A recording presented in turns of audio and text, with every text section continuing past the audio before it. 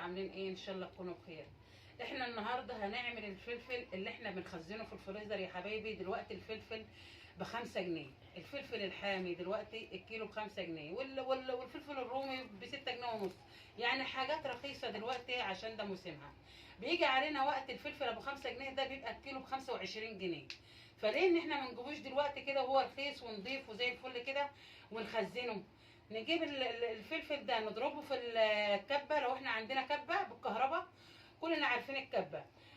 نضربه في الكبه، او لو انت ما عندكيش كبه بتضربيه بالطريقه اللي انت عارفاها، او لو عندك دي مكنه البسكويت يا حبايبي، اكيد كلنا عارفين مكنه البسكويت دي. شايفين الوش الرفيع ده؟ الوش الرفيع ده بنعمل عليه اللحمه المفرومه، وبنعمل عليه وبضرب عليه الفلفل ده برضو. بعمل عليه الفلفل عشان انا بعمل كميات كبيره، بعمل بال10 كيلو.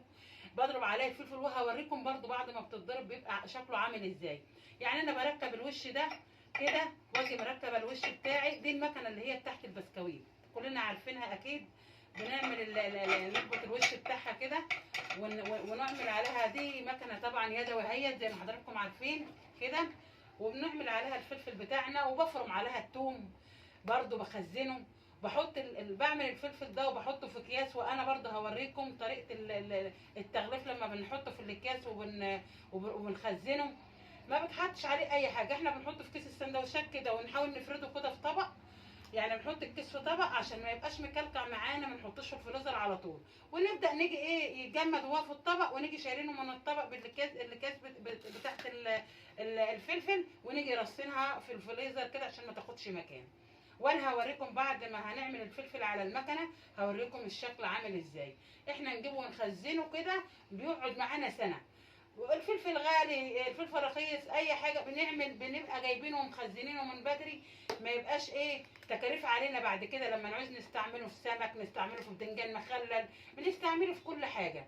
ما بيجرالوش اي حاجه، يقعد عندي سنه من السنه للسنه ما بيجرالوش اي حاجه. هتابعوا معايا. بصي يا حبايبي، انا بضرب الفلفل الاحمر ده لوحده، وبضرب الفلفل الاخضر ده لوحده. ليه بقى؟ لما بقى احيانا ببقى عايزه اعمل حاجه بالفلفل الاحمر بس، يبقى ده لوحده واحده. عايزه بعد كده اخلط مثلا، اخد من ده اخد من ده، بعد كده لما ببقى مجمداه لو عايزه اخلط من ده ومن ده بخلط. لكن عايزه استعمل حاجه من دي لوحديها، الاخضر ده لوحده بستعمل من ده لوحده، استعمل من الاحمر ده لوحده، يبقى ده لوحده. يبقى انا ما احطش الاثنين على بعض عشان وقت ما عاوز حاجه منهم استعملها.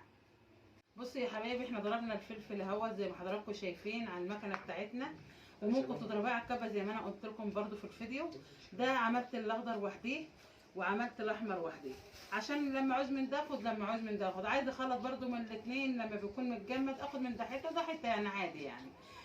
بصي يا حبايبي، لما باجي اخزن الفلفل ده انا ما بحطش عليه ملح. انا بضرب الفلفل بس. ممكن احط على دول كده 7 كيلو فلفل، حط عليهم كيلو توم بس، لكن ما بحطش عليه ملح خالص عشان يجمد معايا. لكن انا لو حطيت ملح على الفلفل وانا بخزنه عمره ما يجمد.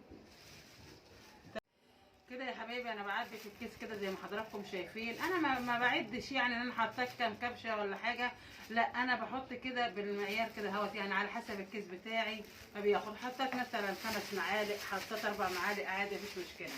انا بعبي الاحمر وحده والفلفل الاخضر وحده زي ما حضراتكم شايفيني كده. واربط الكيس كده من فوق عشان برضو ايه ما يسربش ميه زي ما حضراتكم شايفيني كده. وافرد كده في الطبق بتاعي زي ما حضراتكم شايفيني كده. اخليه مفروك كده عشان ياخد ايه، يعني ما ياخدش مساحه معايا في الفريزر. لما افرده كده يقوم ما ياخدش معايا مساحه في الفريزر، وهم يجمدوا. وبعد ما يجمد اجي شايلهم من الطبق ورصاهم في الفريزر عادي.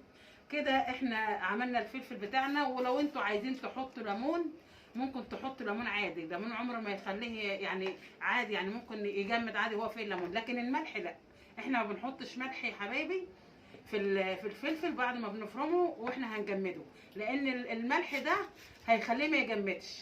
فاحنا بنحط ايه، بنحط زي ما انتوا حضراتكم شايفين كده. عايزين تحطوا ليمون حطوا، مش عايزين تحطوا عادي مفيش مشكله. بس احنا بنقول دلوقتي ان الليمون رخيص، لو عايزين تحطوا برده في الوقت اللي انتوا بتعملوا فيه الفلفل تحطوا.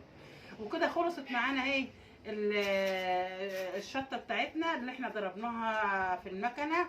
وزي ما قلت لكم برده ممكن تعملوها على الكبه، تعملوها في المكنه. لو حد عنده مكنه زي اللي انا وريتها لكم ديت يعمل عليها عادي مفيش مشكله. وهوريكم برده بعد التجميد. حبايبي الشطه بعد ما عملناها وجمدناها زي ما انا قلت لكم كده في الفيديو.